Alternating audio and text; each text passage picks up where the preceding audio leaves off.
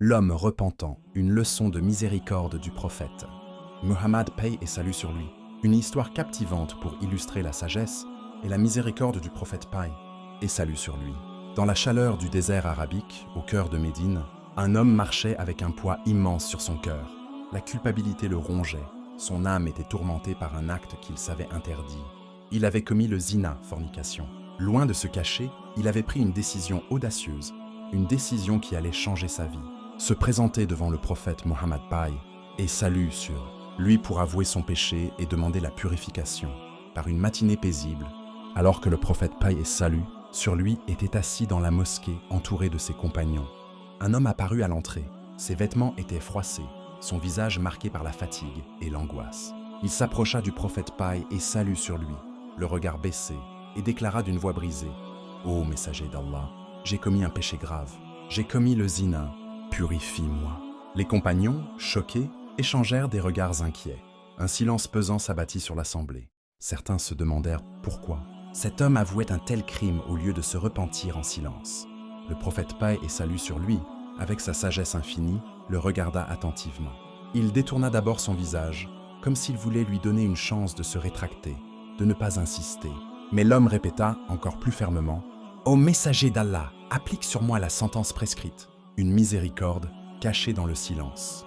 Le prophète, paix et salut sur lui, qui connaissait la gravité de la punition prescrite pour un tel acte, choisit de ne pas répondre immédiatement.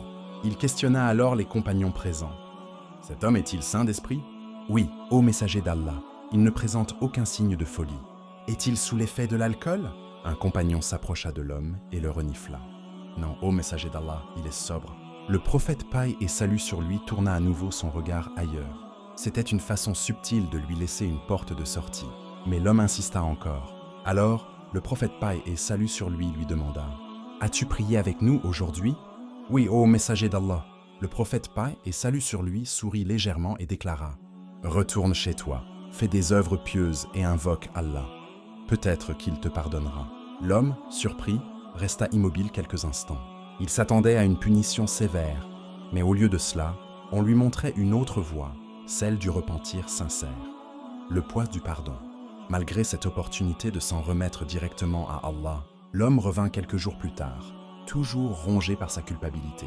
Cette fois, il était en larmes. « Ô messager d'Allah, je ressens un feu dans mon cœur. Je veux être purifié dans ce monde plutôt que d'affronter le châtiment dans l'au-delà. » Le prophète, paix et salut sur lui, soupira doucement. Il savait que cet homme était sincère, mais il connaissait aussi la miséricorde d'Allah, qui dépasse de loin la justice terrestre.